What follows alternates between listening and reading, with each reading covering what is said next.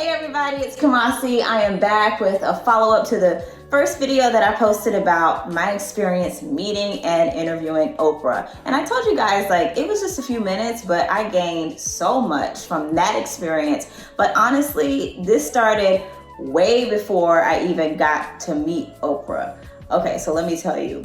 She was in town for her 2020 wellness tour, stopping in San Francisco. And she was not doing any interviews. Like, my colleagues at my station had tried. Oprah said no, she's not doing interviews. Her people said no. And I just honestly forgot about it.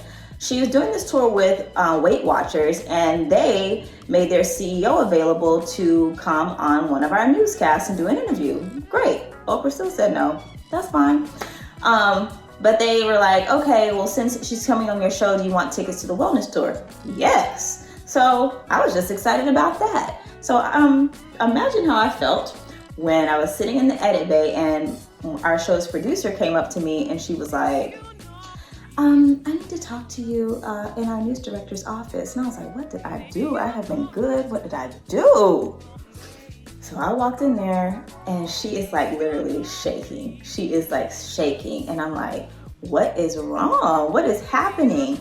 And she's trying to be calm and she's going through the steps. And she was like, Oprah's people read your bio and they saw that you like outdoors and that you are really passionate about embracing your natural hair, and they want to invite you to come interview her when she comes to Oakland to do a hike with Outdoor Afro.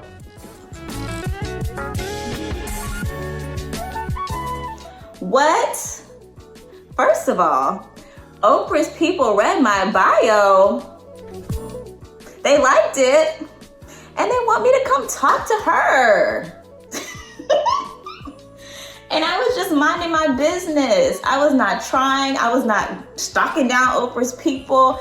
They found my bio and saw something in it that spoke to them and said, hey, let's invite this girl out here to interview Oprah. They were like, can you do it? Yes, I can.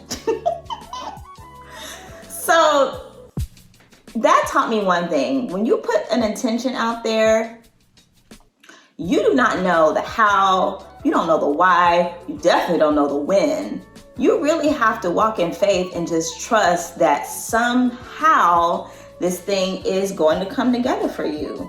And I think there's a fine line, because you just can't say, well, I'm just gonna manifest $1 million and you just think it's gonna fall out the sky. Because I think you do have to do your own part. You know, I might not have been stalking down Oprah, but I feel like I was in the right place. A lot of that is manifesting too, but a lot of it was just like grinding and working hard and working on my craft and moving up and, you know, preparing for my interview and being my authentic self and putting in my bio that I like being outdoors and that I embrace my natural hair. So you do have to do your part, but just know when it's time for the rest to be done, it's gonna come through.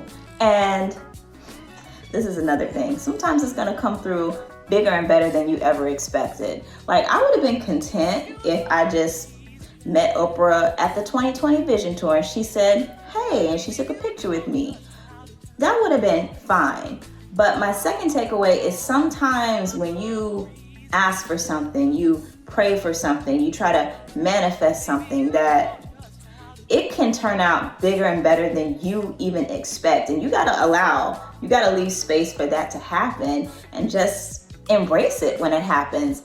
Like, not only did I get to meet her and to interview her, but she made up a whole dance about my name. She was doing a dance. That's something I couldn't even have thought of happening. So just leave space for your wildest dreams to be exceeded.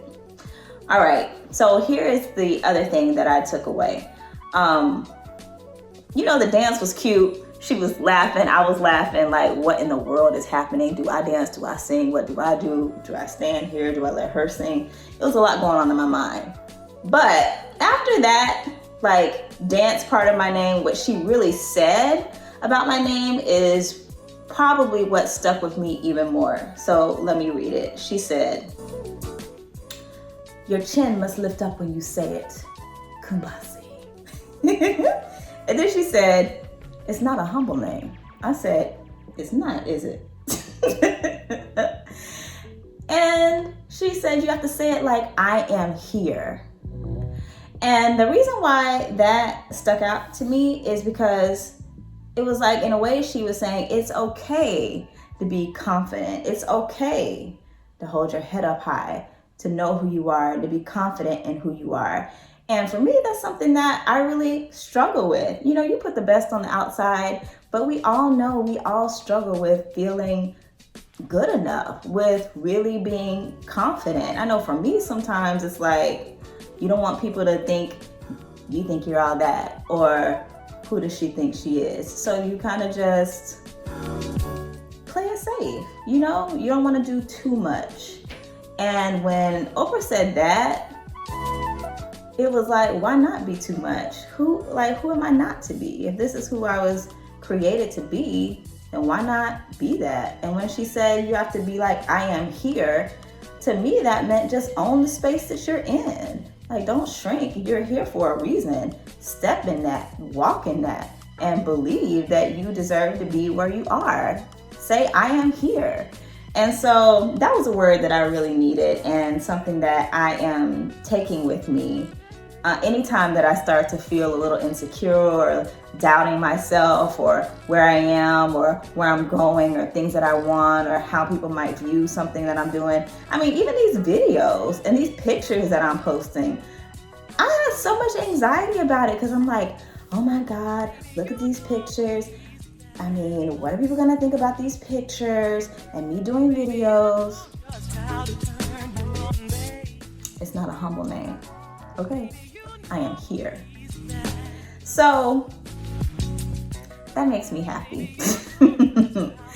All right, so my next takeaway is when Oprah was talking about one of the greatest compliments that someone has ever paid her. It was when she was doing her show. She said someone told her, "Watching you be yourself makes me want to be more of myself."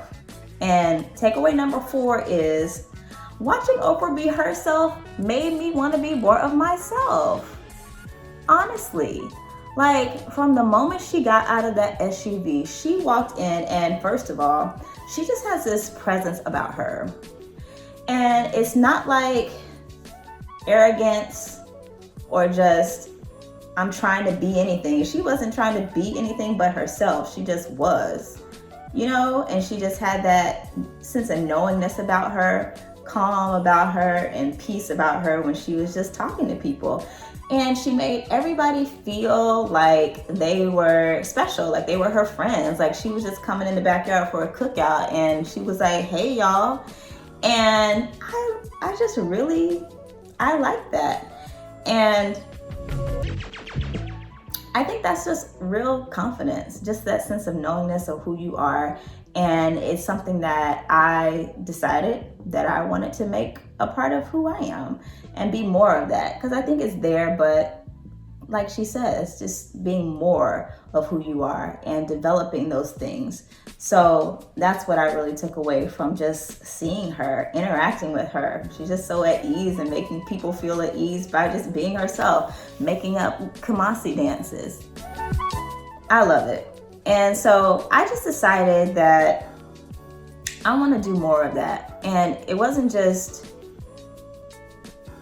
when we did that part, that was on the hike, but I went to her tour the next day and it was like a continuation of that. It was like that on a whole new level because she was vulnerable. She was sharing things that she dealt with her family, with her health, and just really being open about it with the intention of helping other people.